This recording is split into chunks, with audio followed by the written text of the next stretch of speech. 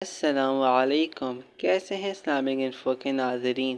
آج ویڈیو بناتے ہوئے دل خون کے آنسو رو رہا ہے، کیونکہ ہمارے آخری نبی حضرت محمد صلی اللہ علیہ وآلہ وسلم کی کتاب قرآن مجید کو عید والے دن ملعون نے نظر آتش کر دیا۔ یہ واقعہ سویڈن میں پیش آیا، جس کی ویڈیو آپ کے سامنے ہے۔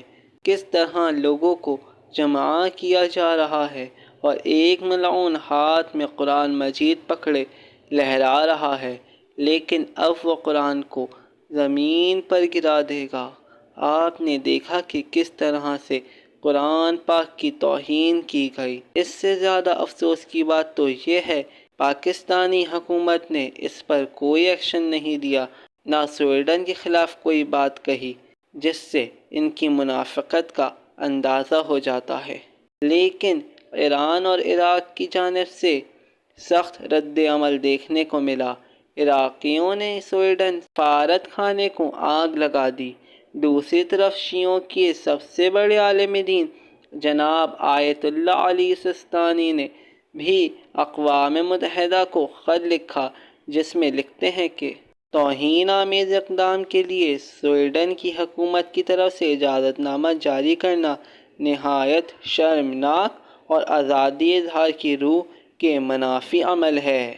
یہ لوگ سمجھ رہے تھے کہ قرآن کی بے حرمتی کر کے مسلمانوں کے دلوں سے قرآن کی محبت کم کر دیں گے، لیکن یہ منظر دیکھ کر بہت اچھا لگا جو قرآن کے دشمنوں کے منہ پر تماشا بن کر لگا۔ جو آپ ویڈیو میں دیکھ سکتے ہیں کہ جب عراقی فٹ بالرز گراؤنڈ میں جمع ہوئے تو سب ہاتھوں میں قرآن پاک تھامے ہوئے تھے اور سب نے قرآن پاک کو بوسہ دیا۔ یقیناً یہ ایک بہت ہی خوبصورت منظر تھا۔ یہ اللہ کی کتاب ہے، اس کی حفاظت کا ذمہ اللہ نے لیا ہے۔ یہ کتاب ہمیشہ رہنے والی ہے۔ یا اللہ، قرآن کی بے حرمتی کرنے والے کو عذاب میں مبتلا کر دے اور ہم سب کو قرآن پاک سمجھ کر تلاوت کرنے کی توفیق عطا فرما۔